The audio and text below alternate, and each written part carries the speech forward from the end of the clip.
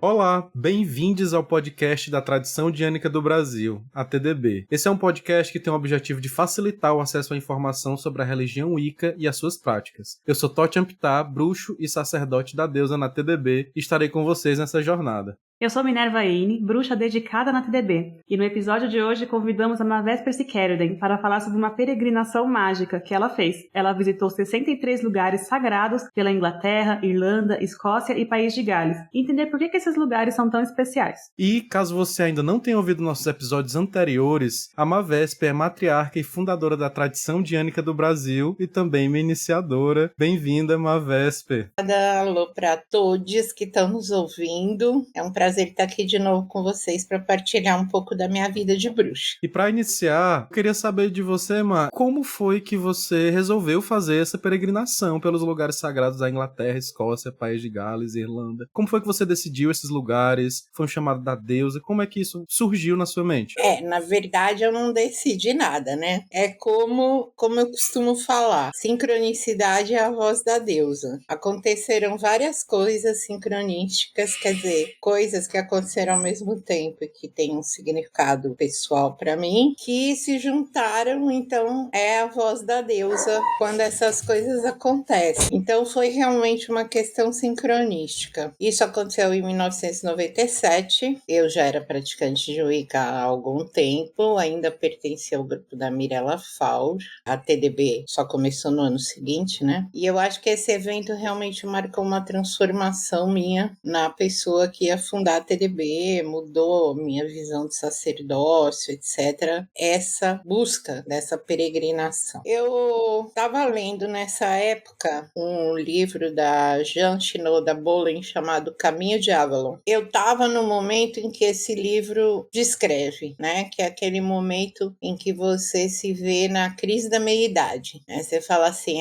já não sou mais aquela pessoa tão jovem que tem tudo pela frente, pode ser tudo, pode fazer tudo. E a minha vida já caminhou bastante, eu tô na meia-idade, e o que eu vou fazer daqui para frente com o que eu consegui até agora, né? Então isso, psicologicamente, a Jean Shinoda Bolen é uma analista junguiana que depois caminhou para o caminho da deusa na vida dela, mas na época que ela escreveu esse livro ainda não. Então ela estava descrevendo a crise dela. E o que tinha sido a crise dela? Ela tinha acabado um relacionamento longo, um casamento de 20 anos e tal. E de repente ela se sentiu inspirada a fazer uma jornada sagrada, uma peregrinação. Ela não conseguiu ficar no dia a dia dela. Então a primeira parte do livro é ela dizendo dessa situação que ela estava, tal. E eu, coincidentemente, também tinha saído de um casamento e estava nessas. O que eu vou fazer agora também? E no livro, ela vai descrevendo as etapas da viagem dela. Ela começa com o encontro com Dalai Lama, depois, até que ela chega, tem outras partes do livro, até que ela chega a Glastonbury. Glastonbury é uma cidade na Inglaterra, em Somerset, que é um lugar sagrado da deusa, um lugar de peregrinação pagã muito conhecido, onde existe o Monte Thor, que é um monte sagrado, que é descrito naquele livro Brumas de Avalon, né? São locais onde existia centros de treinamento de sacerdócio da deusa, desde épocas pré-célticas. Além do Monte Thor, existe um lugar que chama o Jardim do Poço do Cálice, porque de dentro do Monte Thor vem uma nascente de água, cuja cor da água é vermelha, porque ela tem um alto teor de ferro, e ela é considerada pelos pagãos o sangue da deusa. E ela é recebida num poço, cuja tampa tem um símbolo chamado Vesica Piscis. Vesica Piscis é latim, a tradução em português é a vesícula do peixe. São dois círculos entrelaçados, fica com a amêndoa no meio, a mandorla, como é chamada, e representa o quê? O ventre da deusa, da onde flui o sangue da terra, que é a água. Então é uma coisa de nutrição emocional, cura, etc. E esse livro, em todos os capítulos, ele inicia com esse símbolo que é o Vesica Piscis. E aí a autora descreve como é que ela começou a jornada dela e acabou chegando em Glastonbury. E aí ela diz que chegou na casa dela uma pessoa que deu de presente para ela um Vesica Piscis e falou assim: olha, a sua jornada está começando agora. Eu estava lendo esse capítulo, tocou a campainha do meu apartamento, entrou uma amiga minha, também bruxa, e eu também frequentava comigo o Coven, da Mirella Fall, e ela falou assim: acabou de abrir uma loja da Lenda aqui em Taguatinga, né, Brasília, e eu comprei uma coisa para você. Ela me entregou um Vesica Piscis, ou seja, a minha jornada tinha começado. E eu não tinha pensado em viajar junto, jamais pensei, mas a Mirella fazia uma viagem espiritual para vários lugares do mundo todos os anos. E nesse ano ela tinha feito um projeto de viajar para lugares sagrados celtas, ancient sites, né? Pedras megalíticas, círculos, outros lugares celtas. Ela fazia um excelente roteiro de viagem e acabou que eu entrei nessa viagem. Então ela organizou lá os lugares e aí fomos ela, o marido dela, Cláudio Caparelli, eu e outra pessoa que era uma sacerdotisa também do Coven chamada Míria do Egito. Então nós 4 fomos para a Inglaterra e começamos essa viagem. E aí, assim, foi uma viagem muito mágica, muito mágica. A última parte dela eu fiz sozinha, mas vamos conversando aí que eu vou contando o que vocês quiserem saber sobre a viagem. Muito bacana, né? A gente queria saber como que foi o roteiro dessa viagem, por onde que você começou. Olha, como a gente tinha um percurso muito grande a fazer, praticamente o país inteiro, né? Inglaterra toda, Escócia, País de Gales, e depois eu ia sozinha para Irlanda, como é que a viagem foi organizada? A gente escolhia uma cidade que dava acesso a mais de um local sagrado e ficava nessa cidade hospedado num bed and breakfast e aí fazia as viagens para os vários lugares sagrados a partir daquele lugar antes de mudar para outro lugar e ter que ver de novo acomodações, etc. Então, assim que a gente chegou, nós saímos do aeroporto de Heathrow e fomos para uma cidadezinha muito pequenininha chamada Marlborough, onde a gente ia acessar tanto o complexo megalítico de Avebury como a região de Glastonbury. Quando a gente chegou, no primeiro dia, a gente chegou, sei lá, nessa cidadezinha onde a gente ia dormir, a gente não tinha programado nada naquele local, né? Não tinha um lugar naquela cidadezinha, mas era onde a gente ia dormir nos próximos 4, 5 dias, porque era perto de vários círculos de pedra. Então, a gente chegou, assim, tipo, 4:30 da tarde, e cidadezinha no interior da Inglaterra, assim, 4:30 da tarde, tudo fechado, né? Nessa cidade não tinha nada específico para ver, né? Mas você sabe, se a gente tinha lá os guias de lugares sagrados, livros para viajantes, né? O que tem em Marlborough? Tem um Mound de Merlin. O que é Mound? Mound, monte, né? Podemos traduzir por monte. Mound, na verdade, é um morro que foi feito pelo homem pré-histórico. Nessa região, em vários lugares, eles intercalavam pedras, lousas de giz e camadas de turfa, e formavam um monte completamente redondo para representar o ventre grávido da Mãe Terra. E esses locais, segundo os historiadores interpretam, eram locais tanto de celebração quanto de funerais e outras coisas, né? Tinha uma função ritualística para aquelas comunidades. Porque esses círculos de pedra, como Stonehenge, que é o mais conhecido, eles não são celtas, eles são de milhares de anos antes dos celtas. Ninguém sabe que povo fez esses círculos de pedra nem por quê, né? Tudo especulação. Mas enfim, o que a gente queria era sentir as energias dos lugares antigos. Aí, bom, já que tem um mound aqui, vamos visitar. Já que tinha um, vamos visitar. Já que tinha um lugar para ir, a gente não ia ficar o primeiro dia sem ir a lugar nenhum. nenhum, né? Então, fomos pra lá. Chegamos no tal do Mound, onde é que era? Era dentro de uma escola de meninos, sabe aquela coisa bem britânica de criança em escola de rico? Meninos ricos em escola, bem aqueles filmes. Aqueles uniformezinhos, bonitinhos. Isso, exatamente. Todo mundo cara de rico, de príncipe Charles. A gente entrava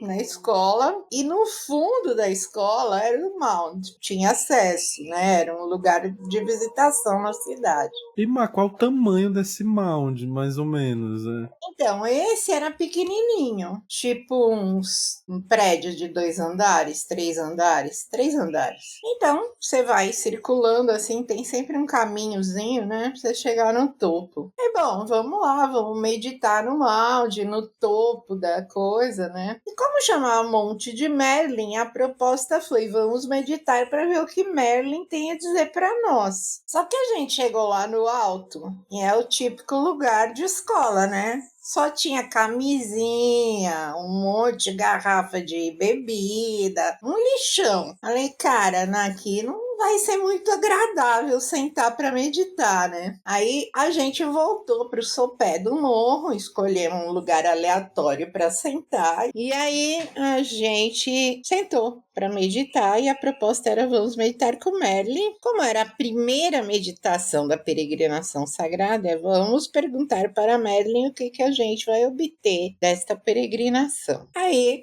cada um foi para o seu canto, meditar do seu jeito, e eu tive a seguinte visão na meditação. Eu encontrava com Merlin e ele dizia assim para mim: o que você veio fazer aqui? Eu falei: vim buscar coisas da religião da deusa, né? Vim me conectar mais com a deusa, conhecer lugares sagrados. Ele falou: não, você não veio aqui para fazer uma conexão só com a deusa, você veio para conhecer o Deus. Porque no caminho icaniano, no começo, o natural é que você realmente é um movimento natural de você que anteriormente vinha de uma religião patriarcal, você esqueceu Deus. Você começa, o Deus volta para a sua vida quando a deusa já está bem consolidada nela. Só que aí você tem que aprender que ele não é mais aquele Deus cristão. Ele é Deus de chifres, que é muito mais amplo que o Deus cristão. Ele falou, então, você veio conhecer o Deus. E aí eu tenho que te dizer uma coisa. O meu pai pediu para te dar um presente.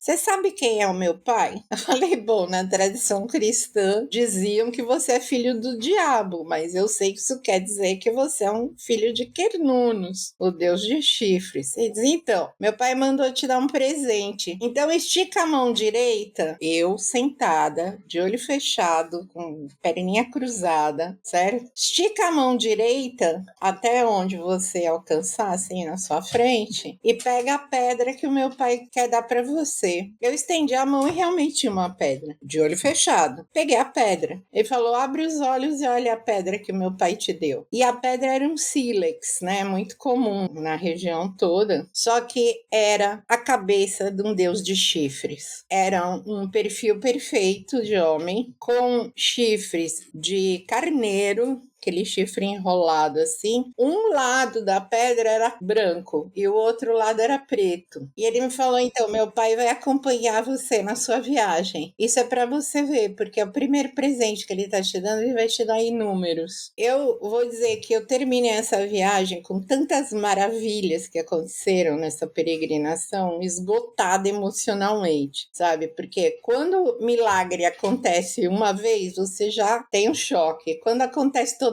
hora, todo dia, 3, 4, 5 por dia, é esgotante emocionalmente. Foi o que aconteceu nessa viagem. Então é isso, comecei a viagem com esse evento espetacular. Maravilhoso receber esses presentes, né, Mar? Eu já tô aqui ansioso pra escutar os próximos. Então, lá depois do Mount Merlin, né, pra onde é que vocês foram? Aí em seguida a gente foi para Avebury. Avebury é um grande complexo megalítico que tem 3 lugares principais. três, quatro, na verdade. Tem uma via processional de pedras de Menires de mais de 400 metros, então é tipo uma estrada ladeada por Menires, é um corredorzão assim. E ela termina nos 2 círculos de Avebury. O círculo maior e o menor são realmente círculos de pedra, e depois tem outros lugares. Vou falar um pouco sobre círculo de pedra, como é que era a metodologia que eu usava para sentir a energia do lugar. Um círculo de pedra, você tem que se abrir para a energia do local para entender o que aquele local significa e o que você tem para aprender com ele. Então, os círculos de pedra, eles sempre têm 2 pedras maiores que funcionam como portal de entrada do círculo. E aí você percorre, meditando, cada pedra do círculo no sentido horário até o final da outra pedra que faz o portal. E aí você vai até o meio do círculo para sentir a energia do centro do círculo. Então, em todos os círculos de pedra que eu fui, o tempo e o método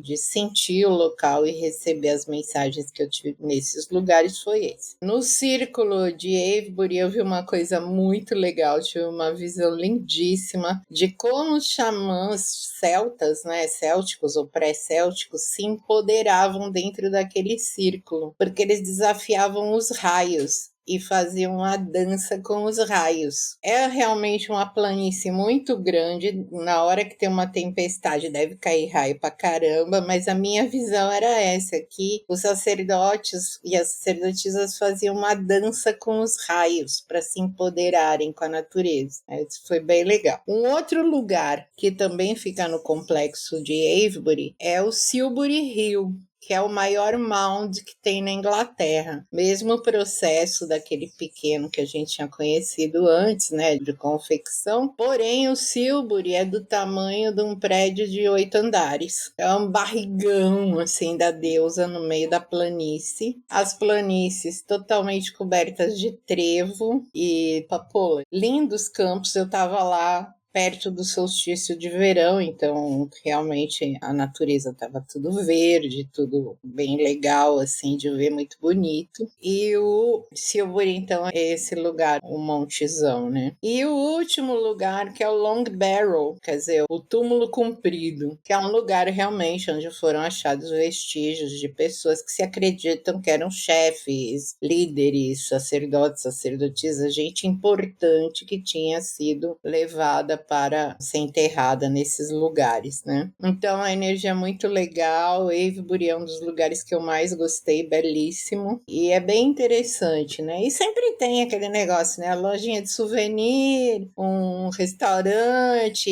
é um lugar que nem todo mundo tá lá com uma intenção religiosa, como a gente estava, né? Como eu estava. Aí vou passar a falar só de mim, mas são pontos turísticos, óbvio, né? São lugares históricos.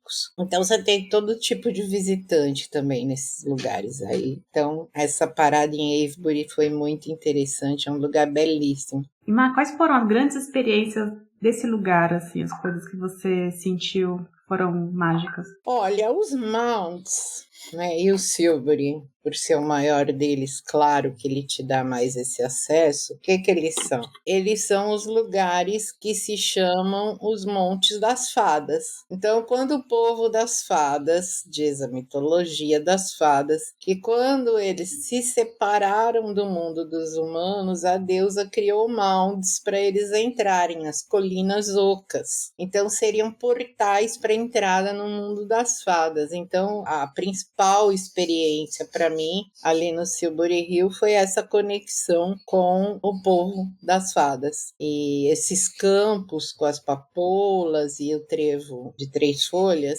ele também tem tudo a ver com essa experiência do povo das fadas. Então, isso foi bem marcante nessa visita. Aproveitando, vale a gente reservar um dia para falar só sobre o povo das fadas e qual a relação com a TDB, né? Com certeza. E o próximo lugar mágico que você foi? Aí o próximo lugar foi Glastonbury. Glastonbury fica próximo ali a Avebury, mas aí a gente já mudou de cidade. Fomos nos hospedar na cidade de Glastonbury, que fica no condado de Somerset, mais ou menos uns 150 quilômetros de Londres, que é o lugar onde tem o sagrado Monte Thor. E quando você vem de longe, você percebe por que essa montanha era tão especial. Porque Somerset é uma enorme planície. Você vê tudo, o horizonte é retinho, verde, né? Coberto de verde, só que é reto. De repente tem um monstro no meio, só ele, uma montanha só. É o Thor. Claro que para o homem pré-histórico que viu aquilo, aquele lugar parecia um lugar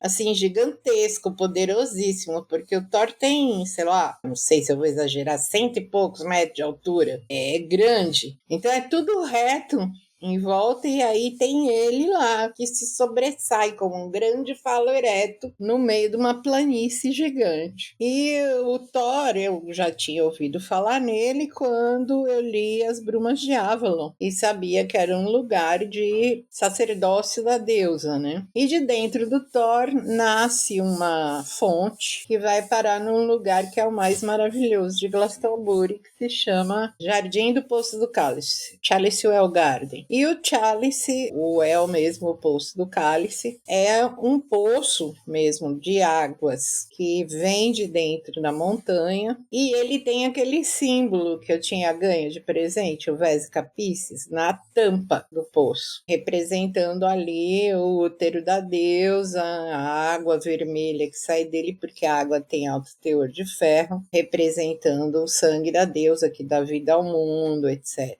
E a primeira experiência, assim, interessante em Glastonbury é que ele é um lugar de peregrinação, tanto para cristãos quanto para pagãos. Porque pagãos vão para essa ideia de que ali foi um centro de sacerdócio, um templo da deusa Brígide. E os cristãos acreditam que a água do poço é vermelha porque José de Arimateia teria saído lá da Galileia levando o cálice da última ceia de Cristo e jogado o cálice dentro do poço, por isso que a água tinha ficado vermelha, então significaria o sangue de Cristo. O legal é que tem uma convivência super tranquila entre os peregrinos cristãos e os pagãos, não tem nenhum problema, né? E a cidade vive em função desse movimento turístico. Agora é interessante porque, por exemplo, você está andando na rua e tem uma plaquinha assim: aqui passa a Ley Line de São Miguel, aqui passa a Ley Line da Virgem Maria. Porque ley lines, que são veias do dragão, são linhas de energia que existem no planeta, o Thor fica na confluência de uma linha feminina e uma masculina, então ele é considerado um dos chakras do planeta Terra. E é engraçado, porque não é comum, né? Você tá andando numa rua, a plaquinha da rua diz assim: aqui passa a Ley Line. É bem ter fora do previsto, né? A gente imagina que tem outro tipo de sinalização. Em Glastonbury também tem a abadia de Glastonbury, que é uma abadia cristã, né, celta, que foi, como é que se fala? Ela é ruínas hoje, né, mas tem um jardim maravilhoso também. E também é um lugar que se acredita que antes de ser uma abadia era um templo de treinamento de sacerdotisas de Brígide. Tem pequenos templos por todo lugar, tem o Espinheiro Alvar, que, de novo, né, os cristãos falam que é a árvore do cajado do José de Arimateia, que era de espinheiro e virou aquela árvore famosa, tem lá. Aí os outros já dizem que aquela árvore é a árvore das fadas, bababá. Em todo caso, é um lugar também turístico na cidade, que é um famoso espinheiro, e aí vai da interpretação, cada um sabe o que é, né? Em Glastonbury tem também a ideia de que é um lugar tão mágico que, se você, em volta da cidade, algumas pessoas identificaram umas formações rochosas um zodíaco. Então você pode fazer esse passeio vendo as formações rochosas e a correspondência zodiacal dessas coisas. Em Glastonbury se realiza todo ano, em agosto, a Goddess Conference, um dos maiores encontros mundiais sobre a deusa, e também tem um grande festival de rock maravilhoso. Se algum dia vocês quiserem ir para Glastonbury, se programem para agosto, setembro, que aí vocês vão nos dois eventos, tanto na Goddess Conference quanto no festival de rock. Como eu sou fanática por rock, Então é um lugar bem amigável para icanianos e outros tipos de paganismo. sim, lá fica o Goddess Temple, né? No Goddess Temple as pessoas podem fazer cursos, vivências da deusa o ano inteiro. Então é um lugar muito importante de difusão de conhecimento de bruxaria. A Cathy Jones é a pessoa que organizou, fundou e a mais atuante do Goddess Temple, e é ela que organiza a Goddess Conference todos os anos. Que maravilhoso, gente. Então, se alguém quiser fazer hoje esse passeio ou ir nesse evento, consegue. Consegue sim. Entrando no site da Goddess Conference, você tem lá todas as opções de atividades que você vai poder fazer, suas opções de hospedagem, alimentação, tá bem legal. É tudo muito bem organizado. Sensacional. E, Mar, como foi subir o Monte Thor? Como foi tudo isso, né? Porque são locais sagrados da deusa, a gente vai, a gente se abre para esses locais. Eu acredito que tem muitas mensagens, muitas energias, muitos presentes, né? Qual foi as experiências que você passou lá em Glastonbury? Olha, uma das coisas mais lindas que aconteceu foi que quando eu entrei no Jardim do Poço do Cálice,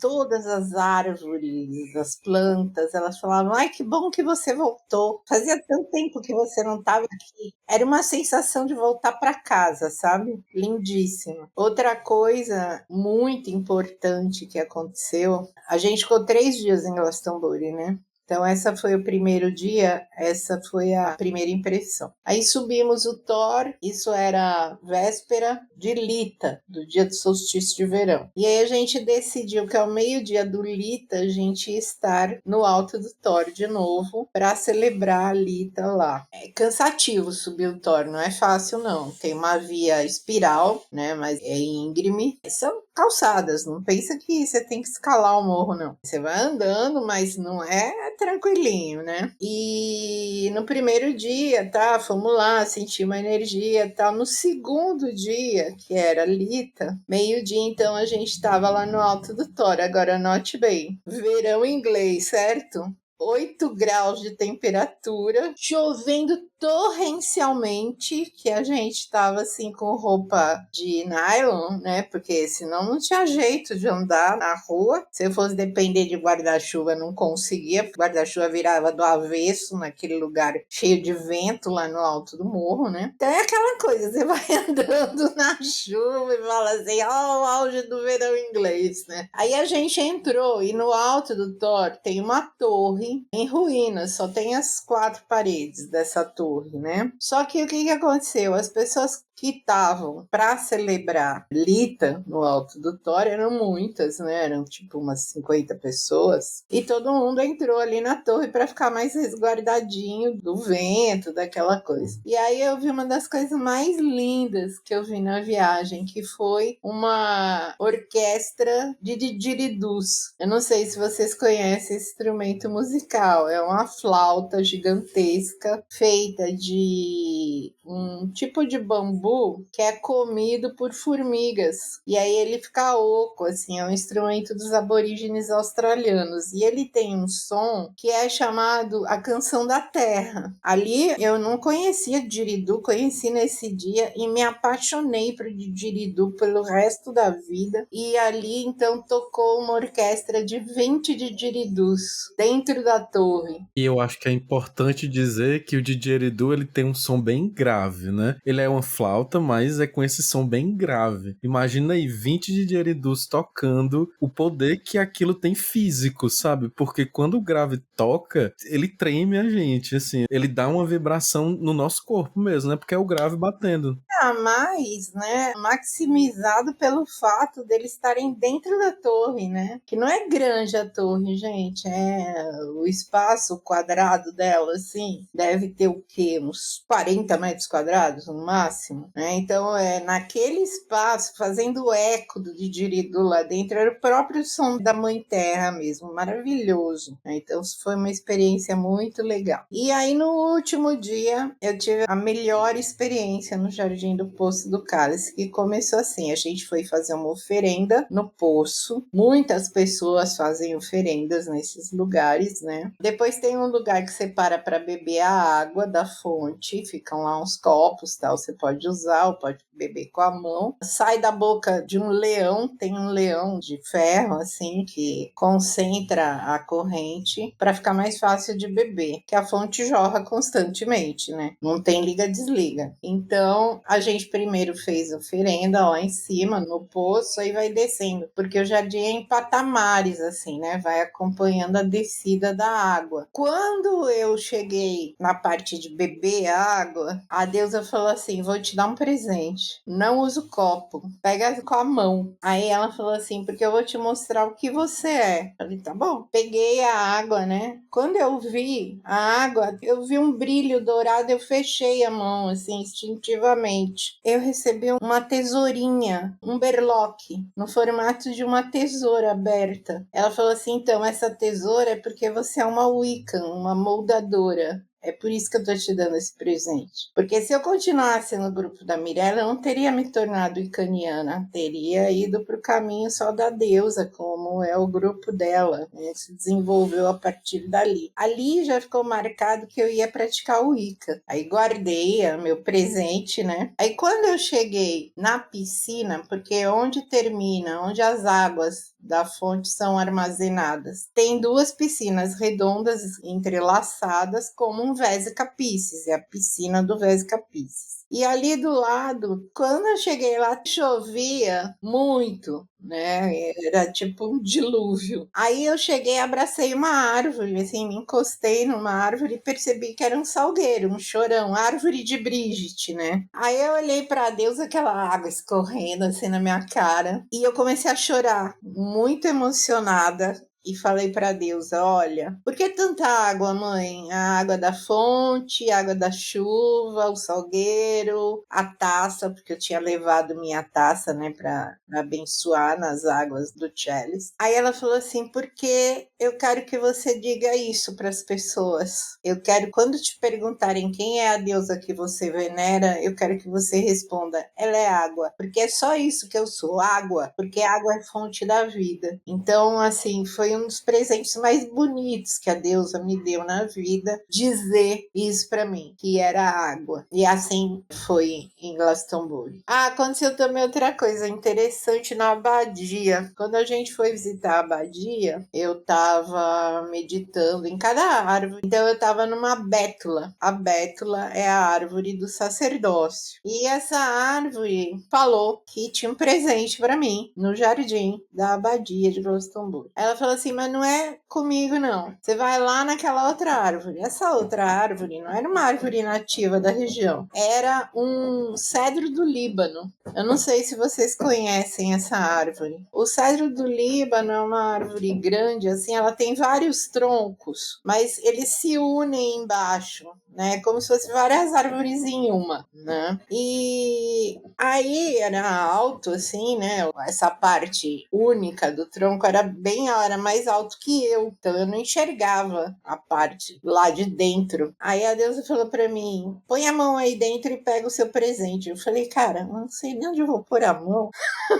Não discute, pega o seu presente. Aí eu pus a mão assim nesse negócio, é tipo, sei lá, um cálice de tronco. Eu peguei, né, pus a mão e tirei um cristal. Tinha um cristal lá dentro. Claro, alguém deve ter feito uma oferenda, né, mas a deusa me deu esse cristal de presente. Enfim, iam acontecendo esse tipo de coisa, né. E como que foi pegar esse cristal, Má? Você olhou pro cristal, que cor que ele era, o que ele dizia pra você? Porque eu imagino que também seja uma surpresa, né? Você tem um cristal aí no lugar que normalmente não devia estar, né? O que a deusa me disse é que aquele cristal era um cristal para me dar clareza nas coisas que eu eu estava procurando durante a peregrinação. Então, que era uma ajuda cristalina, né, para eu ficar bem focada nas coisas que eu ia aprender, né? Então, foi bem legal também. Então, esses foram os dias em Glastonbury. E depois deles, vocês ainda foram para outros lugares lá? Não, depois a gente se deslocou para Tintagel, que seria o castelo do Uther Pendragon, do pai do rei Arthur. Tintagel é um castelo em ruínas que fica na beira de um penhasco, na beira-mar. Muito legal. Só que para você chegar lá, cara, são 365 degraus de pedra. Haja perna para subir aquele negócio. Quanto tempo de caminhando? Uma hora mais ou menos para você conseguir subir tudo. 1 hora subindo degrau, gente. É muito bom esse tipo de dica, porque a gente já faz uma academia antes de ir pra uma viagem dessa, né? Porque não vale a pena, né? Assim, se dispor de tempo, de dinheiro pra ir chegar lá e não conseguir porque você não tem fôlego. Se um dia você quiser fazer a peregrinação como eu fiz, porque nessa parte aí ainda estava fácil. O problema é quando você está no meio das fazendas, porque muitos círculos de pedra, como eu falo, é você andar na grama cheia de bosta de ovelha o dia inteiro. É desviando do campo minado, né? Não adianta, você não consegue desviar do campo minado, você tem que se acostumar a andar na bosta de ovelha, não tem jeito. Comprou uma bota muito boa, uma bota resistente, né? Você vai todo malhado da academia e ainda vai fashion. Não leve suas sapatilhas, sandalinhas e sapatos de salto alto que você não vai usar. É bota e tênis e olhe lá, né? Ô, Mara, mas essa viagem, alguém foi inocente, assim, com um sapatinho, ou foi todo mundo preparado, meu? Sempre tem alguém, né? Bom, nós estávamos viajando sozinhos, né? Não estávamos viajando com outras pessoas, mas você via as pessoas sofrendo para chegar nos círculos, tipo, sem estar preparado para saber que é uma jornada no meio do mato, né? Mas enfim, em Tintagel, visitamos lá, porque tem uma parte do castelo que é tipo um museuzinho, né? Um lugar que foi restaurado, tem um museu e tal. E depois, quando a maré baixa, tem um lugar que chama Caverna de Merlin. É uma caverna que fica exatamente embaixo do castelo, onde quando a maré baixa, você pode ir, você chega pela praia, quando a maré enche, ela fica submersa. E é uma caverna bem grande, mesma coisa. Tem um presente para você. Aí na Caverna de Merlin eu ganhei 2 coisas. Uma é uma pedra, tem o formato da deusa. Sabe a deusa gordinha, tipo Vênus de Lendorf? Tava meio enterrada na areia, assim, mas era aquela. Eu tirei, era uma deusinha, uma graça. E a deusa também falou assim: olha, embaixo daquela pedra ali tem outro presente para você. Maravilhoso. Ela o que eu acho? Uma chave, tipo uma chave antiga. Aí a deusa me disse: isso é a chave das fadas. Depois você vai saber para que serve. E realmente me abriu muitas portas para o mundo das fadas depois. A chave era tipo chave antiga, não era uma chave de porta normal. Mas isso foi em Tintagel. Uma pergunta, mais para ver se as pessoas também acabam identificando, né? Se elas passarem por uma experiência parecida. Como que você escuta a voz da deusa, a mensagem da deusa? É um momento que você para para meditar? Ou é uma mensagem que simplesmente vem para você? Porque pode ter acontecido com outras pessoas em vários momentos da vida, talvez elas nem perceberam, né? São ambas as coisas, tá?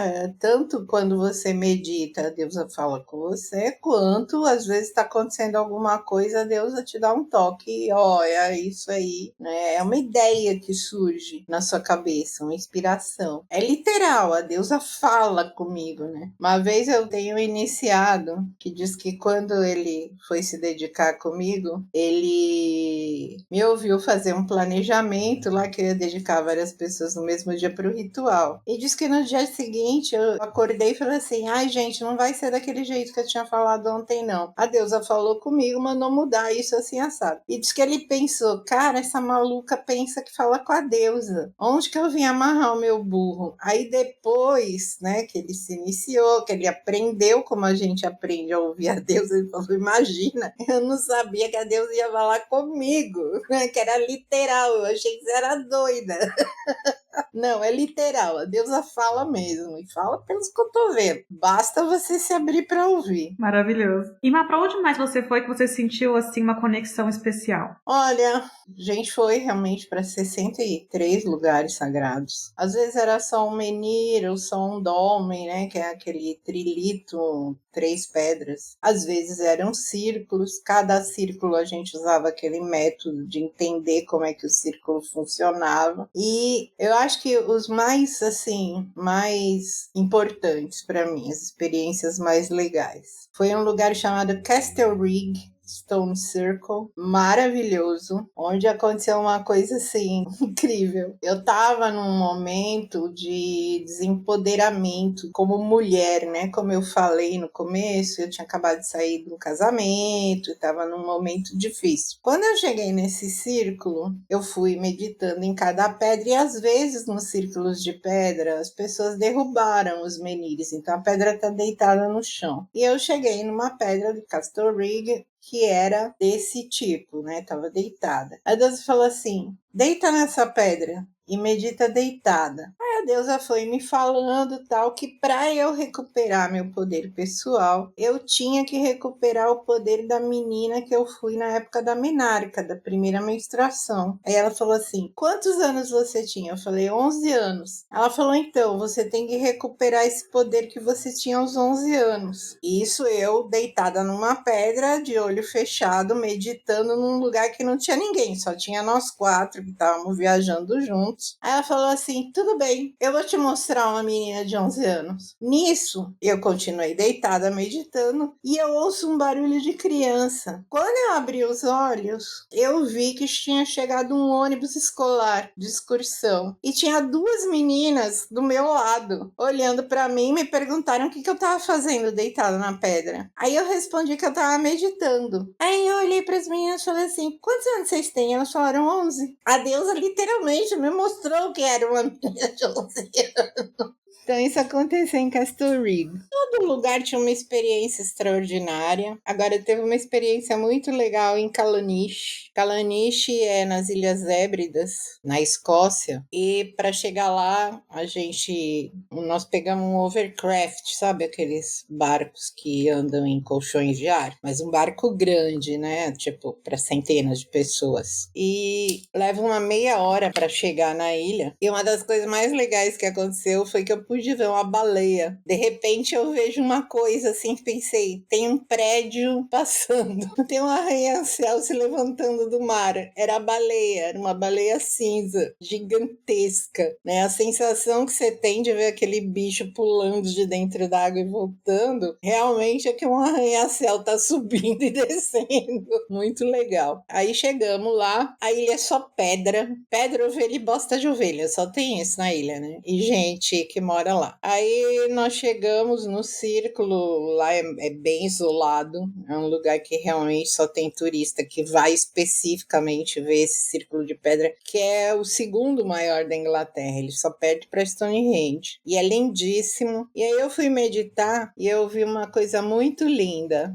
Eu comecei a andar, tem uma via processional, né? Vem as pedras pelo caminho, depois você chega no circo. Então eu estava fazendo a via processional sozinha e eu comecei a ver que tinha uma multidão de fantasmas junto comigo. Fantasmas de pessoas que tinham vivido ali, celebrado ali seus rituais, etc. Tinha uns grupos de mulheres, de homens jovens, de homens velhos, de crianças e tal, e eles vinham cada um por um lado e eles chegavam no centro, porque no centro desse círculo tem um túmulo. Então as pessoas, na minha visão, as pessoas dessas comunidades, elas levavam as cinzas das pessoas que tinham morrido naquele ano. Aí as mulheres mais velhas faziam um pão que temperavam com essas cinzas e todo mundo partilhava o pão para partilhar a vida daqueles que tinham ido, para honrar os que tinham morrido naquele ano. E eu ouvi a música que eles cantavam, fazia um coral lindíssimo, e eu gravei essa música no CD Celebrando em 99, chama Callanish, e é exatamente a música que os fantasmas cantaram para mim no Callanish. E Má, lá no começo da sua peregrinação, você subiu no Mount Merlin e pegou a pedra, né, com a face do deus cornífero, e Merlin disse que você ia encontrar o pai dele. Como foi que isso surgiu ao longo dessa viagem e como foi que mudou a sua visão sobre o deus cornífero? Interessante a pergunta.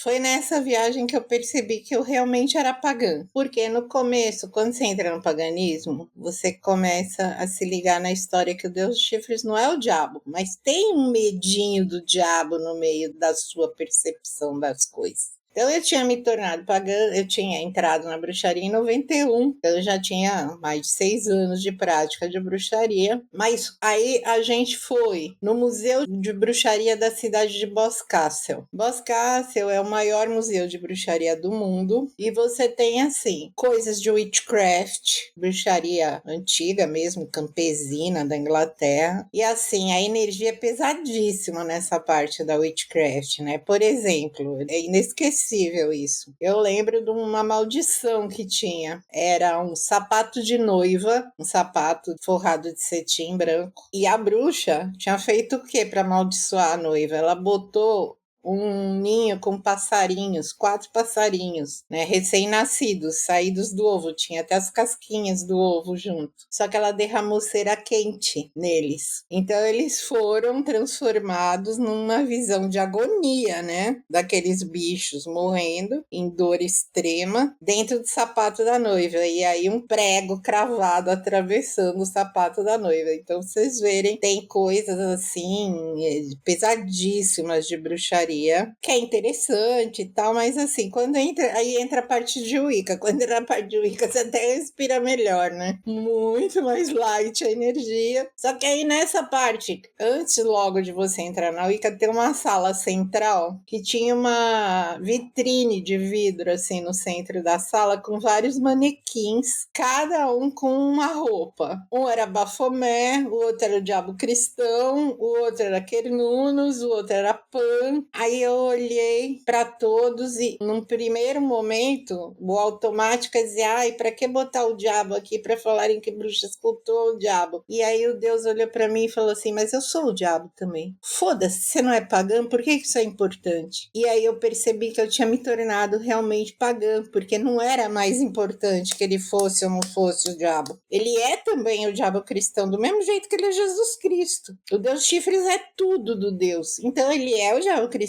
mas ele também é Jesus, e ele é qualquer deus e deusa, quer dizer, qualquer deus, né? Então ali realmente esse encontro com o Deus de Chifres foi que eu percebi que eu tinha valores pagãos. Tava pouco me fudendo pro diabo cristão. Quem se importa com isso são os cristãos, não a gente. Então realmente foi uma coisa bem legal isso. Nossa, que descoberta incrível. Percepção, né? A gente às vezes precisa de um choque desse pra acordar, né? A gente precisava acordar, né? Então, você disse que fez a viagem pela Inglaterra, Escócia, País de Gales e depois foi para a Irlanda. Antes da gente chegar na Irlanda, teve mais alguma coisa que aconteceu ali na Inglaterra, País de Gales e Escócia? Olha, aconteceram inúmeras coisas. Foi muito legal conhecer as coisas, os lugares sagrados da região do Lago Ness. Foi bem interessante. Tem muitos lugares sagrados por ali. O engraçado que aconteceu foi que a gente foi ver um círculo de pedra bem pequenininho, que não é famoso, que ninguém visita, sabe? Só se você tá realmente querendo conhecer círculo de pedra que você vai, né? E aí chegamos numa cidadezinha na Escócia, nas Highlands, que era de indústria de lã, né? Tinha umas roupas de lã maravilhosas, tal, era o comércio local. Aí a gente entrou numa loja para procurar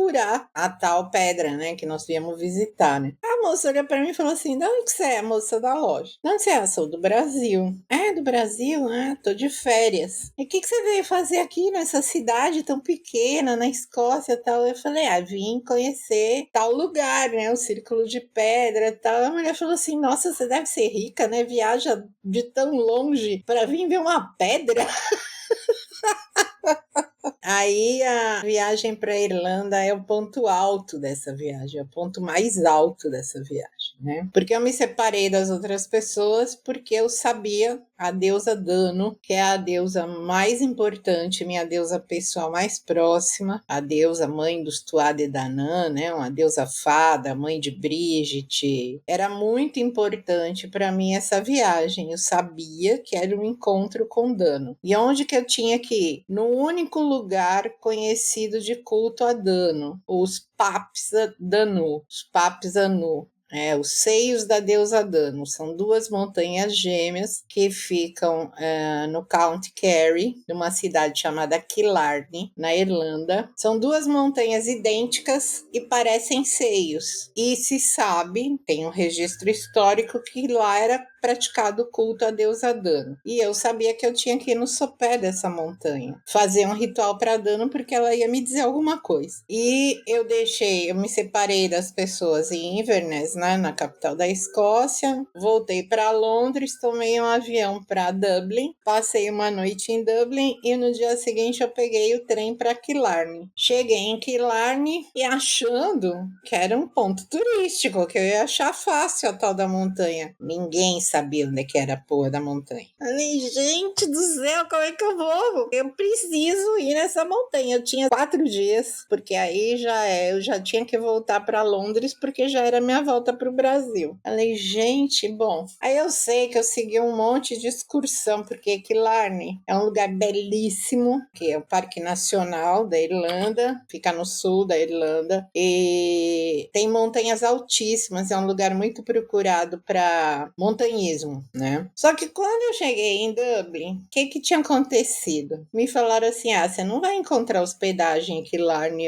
esse fim de semana. Eu falei, por quê? Porque é a corrida de trolley. O que acontece? É uma corrida de charretes, que é tradicional no país. Então, vamos dizer, Killarney tem, 10 mil habitantes. No fim de semana dessa corrida, fica com 90 mil. Eu falo, nunca que você vai conseguir um bed and breakfast nessa época do ano. Pode desistir. Bom, eu encontrei. Fui para lá, cheguei e tal, e aí me defrontei com essa dificuldade de achar a montanha. Aí descobri que nos lugares que faziam excursão para montanhistas, claro que as pessoas conheciam a montanha, mas a montanha não ficava perto da cidade, ficava a 70 quilômetros da cidade. E quando eu ia e pedia para me levar, eu sabe, gordinha, tal, eu não sou uma montanhista experiente, obviamente. Ninguém queria me levar. As pessoas se recusavam, não, você vai se matar, você vai tentar subir a montanha, aquela montanha mata um monte de gente, blá, blá, blá, blá. Eu falei, gente. E eu já tinha desistido de chamar a montanha de Papes Danu, porque ninguém chamava. Era The Peps, né, os peitos, o nome da montanha. Todo mundo só falava The Peps. Aí era assim, a véspera, eu só tinha mais um dia em Killarney. Se eu não conseguisse ir na manhã do dia seguinte, eu tinha perdido a viagem, eu não ia pra Montanha de Dano. E aí, eu lembro que era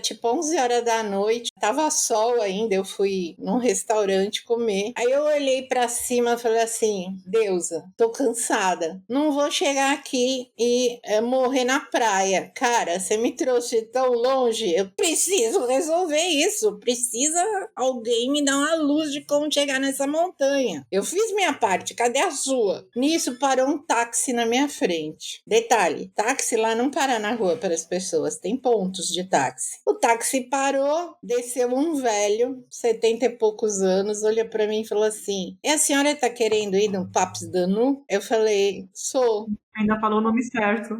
Aí ele falou assim, tudo bem, eu levo a senhora amanhã, 8 horas da manhã, tá bom? Tá bom. Me dá o endereço do seu bed and breakfast que eu vou buscar a senhora. Falei, tá bom, deusa. Ele ainda falou assim pra mim, a senhora vai precisar de muito tempo pra fazer seu ritual lá? Umas 3 horas, tá bom pra senhora? Eu falei, tá ótimo. Ele falou, então tá ótimo, vai dar no meu horário e tal, pode ficar tranquila. No dia seguinte, eu acordei de manhã e a terra tava coberta de brumas. Era um presente de Dano, mas eu não sabia disso, porque Dano se manifesta no mundo como as brumas da sabedoria. E eu reclamei, porra, não vou ver a montanha, fica toda, não dava para ver assim, o outro lado da rua, quanto mais uma montanha que eu não ia subir, que eu ia estar longe. Ainda reclamei da deusa, mó bênção, e eu não sabia que era uma bênção. Mas enfim, fomos lá, né, 70 quilômetros de estrada, aí o cara pegou lá as estradinhas no meio das fazendas e Chegou no sopé da montanha. Aí eu sentei para fazer meu ritual,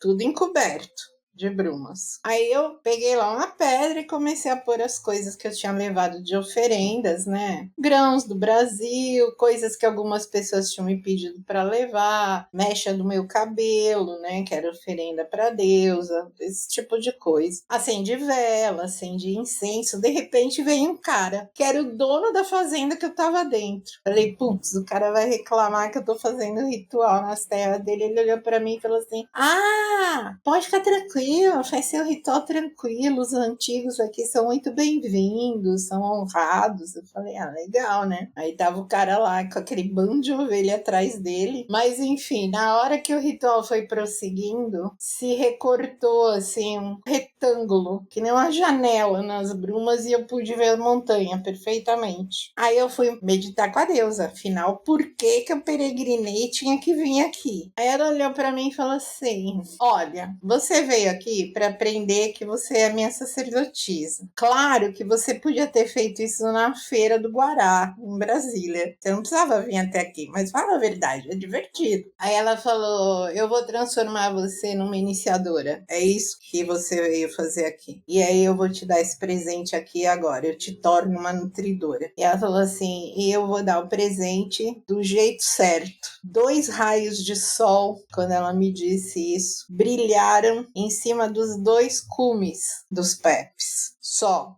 2 raios de sol, perfeitamente. Eu encerrei meu ritual e voltei pro carro do velho. Aí nós estávamos na estrada, ele virou pra mim e falou assim, ah, aqui perto tem um círculo de pedra antigo. Você se interessa por ir ver? Eu pensei assim, cara, eu tô cansado de círculo de pedra, né? Ele falou, não, é um círculo muito especial, porque ele é feito do mesmo tipo de pedra de Stonehenge. Stonehenge é feito com 2 tipos de pedra, um que tem na região e outro que vem dessa região da Irlanda. E na Irlanda é o contrário, tem as pedras que vieram da região de Stonehenge e as pedras dessa região da Irlanda. Falei, bom, vamos lá, né? Entrei, você entra, tem sempre lá a lojinha, né, que é o lugar de souvenirs e tal, e você paga a entrada porque contribui para a manutenção do lugar sagrado e tal. Fui lá, meditei e tal. Quando eu voltei para dentro da loja, o motorista estava na loja, aí a moça da loja, eu comecei a comprar cartão postal, essas coisas, né? Comprar lanche. A moça virou para mim e falou assim, de que parte da Irlanda você é? Eu falei, não, eu sou brasileira. Ela falou assim, como? Eu falei, eu sou brasileira. Ela falou, mas onde que você aprendeu a falar Irish? Eu falei, como assim falar Irish? Ela disse assim, desde que você chegou aqui, você conversou com meu avô. E, inclusive, eu tava achando que você era de uma família antiga da região, porque você fala como os antigos falavam Irish. Gente, que assustador. Falei, cara, eu entrei aqui e falei com vocês em inglês. Ela falou, não. Aí os 2 caras que estavam lá, o cara do caixa, o cara do balcão, realmente, a senhora falou com todo mundo em Irish. Aí eu falei, tá, né? Quer dizer, assustador e maravilhoso, né? E aí voltei para casa. Voltei para Londres, passei a noite e voltei para o Brasil. O mais rápido curso de línguas que você já viu. Eu não sei, né? Porque eu não sei falar Irish. Era a Dano falando através de mim, né? Porque não era eu. Mas, Véspera, ao total eram quantos dias de viagem? 45. Quais dicas que você daria para as pessoas que estão aí pensando em ter uma experiência similar a essa? Olha, se preparar bastante, conversar com pessoas que já foram para dar dicas, se organizar bastante em termos de gasto, porque é muito caro viajar pela Inglaterra, acho que é um dos lugares que o custo de vida é mais alto no mundo. Na época que eu fui, em 97, era mais fácil, porque era $1, R$1, né? Era aquela época diferente. Mas assim, eu recomendo muito, foi uma viagem extremamente transformadora. Eu acho que quando você se sentir tocada a fazer uma peregrinação por lugares sagrados, você deve fazer. E realmente mudou minha vida. Tá? Não existiria a TDB, não existiria nada que a gente construiu depois, que a TDB é uma tradição em que a deusa principal é a deusa Dano, né? Não existiria se eu não tivesse feito essa peregrinação. E Má, e aqui no Brasil, assim, só bem rápido, você indicaria algum local para as pessoas irem fazer uma peregrinação? Tem vários. Um dos lugares que eu acho principal, que deve ser conhecido por qualquer brasileiro, é a arte megalítica, né, da Serra da Capivara, no Piauí. Primeiro registro de pinturas rupestres brasileiras, né? Então é um dos lugares provavelmente de civilização mais antiga dos brasileiros. Eu acho que é um lugar assim que deve ser visitado mesmo. E para a TDB, porque a gente faz uma conexão com o Glastonbury, a gente tem um lugar sagrado para TDB, que é a Cachoeira de Itiquira, que fica na cidade de Lusiânia, 50 quilômetros de Brasília, é uma cidade de Goiás, né? Onde a gente identifica a energia da deusa Dano e da deusa Si em conjunto. Então, para nós da TDB é um lugar muito sagrado, isso para mencionar alguns lugares. Maravilhoso. E você tem em mente novos lugares que você gostaria de visitar? Olha, hoje meu sonho de consumo é ter grana para ir para o Havaí visitar o Kilauea, que é o vulcão, que é o corpo de Pele, da deusa Pele do Havaí. É também uma das minhas deusas pessoais. Eu sonho com estar no Havaí. Então é uma peregrinação que eu espero poder fazer ainda. Mavessia, infelizmente estamos chegando ao final do nosso episódio. Vamos conversar mais vezes aqui para você explicar outros lugares, outras experiências bacanas. Obrigada por vir aqui compartilhar tanto com a gente. Muito obrigado, Má, pela presença e por compartilhar suas vivências. É super importante a gente que tem menos tempo, né, na bruxaria conhecer tudo isso. Até a próxima. Beijão. Até a próxima, gente. Feliz encontro, feliz partida para um feliz reencontro. Finalizamos o nosso bate-papo de hoje com a Vésper Keredin. Esperamos que você tenha gostado e fica aqui nosso convite. Queremos muito que você participe da construção deste podcast. É isso aí. Caso tenha dúvidas, sugestões, reclamações, elogios, comentários sobre esse episódio, ou caso queira indicar uma pessoa especial para vir aqui conversar com a gente, é só entrar em contato pelo e-mail tradiçãodiânicadobrasil, sem acentos, @gmail.com. Também estamos no nosso site no ar, www.tradiçãodiânicadobrasil.com.br, e nas nossas redes sociais, como o Instagram e Facebook. Este episódio é uma produção da Tradição Diânica do Brasil e foi editado pela Luciana Borrasca.